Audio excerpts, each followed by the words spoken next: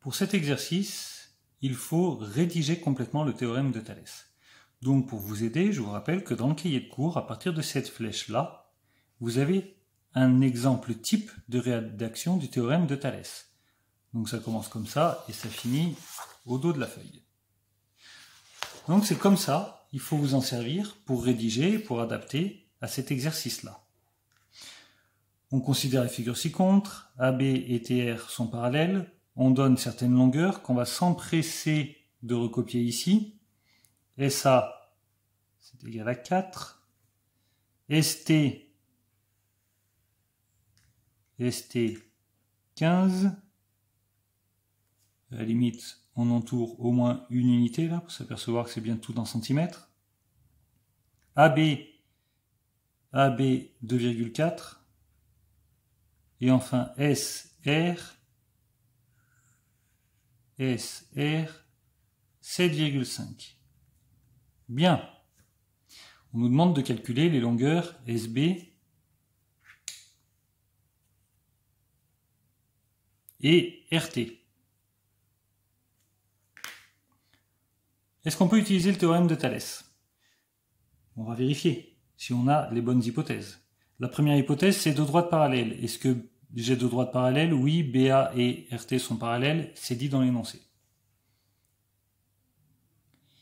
Maintenant, si je me souviens bien, j'ai les droites parallèles, il me faut deux droites séquentes. Et puis, si je me souviens bien du cours, il faut utiliser les 5 lettres qui vont m'intéresser ici.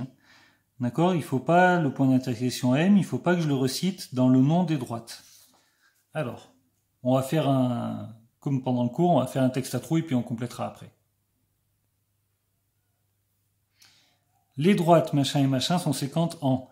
Donc les droites séquentes, elles vont se couper en S. Ça veut dire que je dois citer la première droite sans citer le point S et la deuxième droite sans citer le point S. Du coup, la première droite, ça va être BR. Et la deuxième droite, AT. Et ensuite, je peux marquer, d'après le théorème de Thalès, les triangles sont semblables, donc on a les égalités de Thalès. Ou alors, d'après le théorème de Thalès, on a et on marque les égalités. Alors, comment écrire les égalités? Il ne faut pas se tromper. Donc, puisqu'il ne faut pas se tromper, on va prendre une feuille de brouillon. Alors, je ne vais pas le faire sur une... Oh, si. Allez. On va prendre une feuille de brouillon et on va marquer le premier triangle. Alors, le petit triangle, ça va être B. Qu'est-ce qu'on a? Ou le grand, c'est un BRT. Et puis l'autre triangle BAS. Maintenant, il faut qu'on fasse des correspondances. BRT, les côtés. BR, RT, TB. Ok? B. Le premier triangle, c'est pas B, hein, c'est S. RT, c'est pas BRT. C'est bon? J'avais fait ma bêtise. Je corrige. SRT, le grand triangle. Donc, SR, RT, TS. SR, RT, TS. Très bien. Maintenant, SR, ça correspond à quel côté du triangle BAS? On est d'accord? On est sur le triangle BAS. Donc SR, il ne correspond pas à BR, mais il correspond à BS. RT, lui, il va correspondre au parallèle, BA. Et enfin, TS, il va correspondre à AS. On visualise la réduction, le grand, quand je le rétrécis, SR, ça devient SB. Et ST, ça devient SA. Et RT, ça devient BA. Donc maintenant que j'ai ça, je vais pouvoir écrire mes égalités. SR sur BS égale RT sur BA égale TS sur AS. Voilà, je n'ai plus qu'à remplacer par les valeurs que je connais. Et c'est en ça que va me servir le fait d'avoir annoté la figure. SR, ça faisait 7,5.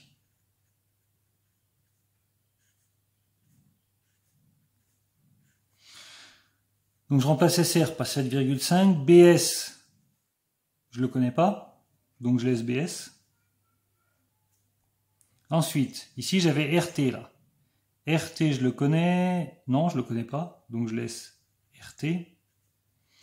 Ensuite, ici j'avais BA. BA, je le connais, oui, c'est 2,4.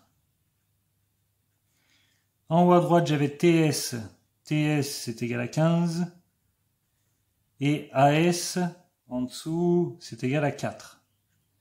Voilà, je vais donc pouvoir faire 2 règles de 3. RT. Hop, je vais utiliser ça.